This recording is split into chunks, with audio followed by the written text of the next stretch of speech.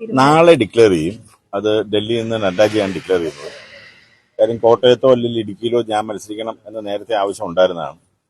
അന്ന് തന്നെ ഞാൻ കാര്യം സുരേന്ദ്രൻജി നിൽക്കുന്ന പോലെ എൻഡിഎയുടെ സ്ഥാനാർത്ഥികളെ വിജയിപ്പിക്കുന്നതിന് വേണ്ടിയിട്ട് എല്ലാ സ്ഥലത്തും പ്രവർത്തിക്കാനാണ് എനിക്ക് കൂടുതൽ താല്പര്യമെന്ന് പ്രൈം മിനിസ്റ്ററേയും നഡ്ഡാജിയും അമിത്ഭായി എല്ലാം ഞാൻ അറിയിച്ചിരുന്നു. പക്ഷേ അവർ വളരെ നിർബന്ധമായി ഈ രണ്ട് സ്ഥലത്തിൽ എവിടെയെങ്കിലും ഒരു സ്ഥലത്ത് മത്സരിക്കണം, ഇന്ന് വൈകുന്നേരം തീരുമാനിച്ച് നാളെ രാവിലെ നഡ്ഡാജി തന്നെ ഡിക്ലെയർ ചെയ്യാൻ വേണ്ടിയിട്ടാണ് തീരുമാനിച്ചിട്ടുള്ളത്. അപ്പം അങ്ങനെ ഒരു ആലോചന വന്നപ്പോൾ ഞാൻ നേരത്തെ വെച്ചിരുന്ന ഒന്ന് രണ്ട് ഡിമാൻഡുകളുണ്ട്. കാര്യം നമുക്കറിയാം, കോട്ടയത്തെ സംബന്ധിച്ച് പ്രത്യേകിച്ചും ഇടുക്കിയും അതുപോലെ കേരളത്തിൽ ആലപ്പുഴ ജില്ല ഒഴികെയുള്ള എല്ലാ ജില്ലകളിലും ഇവിടുത്തെ കർഷകർ ഏറ്റവും കൂടുതൽ പ്രശ്നം അനുഭവിക്കുന്നത് റബ്ബറാണ്.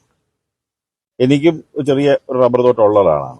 കാര്യം അതുകൊണ്ട് തന്നെ റബ്ബർ കർഷകന്റെ ബുദ്ധിമുട്ട് എന്തെന്ന് വ്യക്തമായിട്ട് അറിയാവുന്നതുകൊണ്ട് ഞാൻ മത്സരിക്കണമെന്നുണ്ടെങ്കിൽ ഒരു ഏറ്റവും കുറഞ്ഞ 250 രൂപയെങ്കിലും റബ്ബറിന് താങ്ങുവിലയായോ അല്ലെങ്കിൽ ഇമ്പോർട്ട് ഡ്യൂട്ടി കൂട്ടിയിട്ടാണെങ്കിലും അതിന് ഒരു സഹായം ഉണ്ടാകണം എന്ന് ഞാൻ അഭ്യർത്ഥിക്കുകയുണ്ടായി.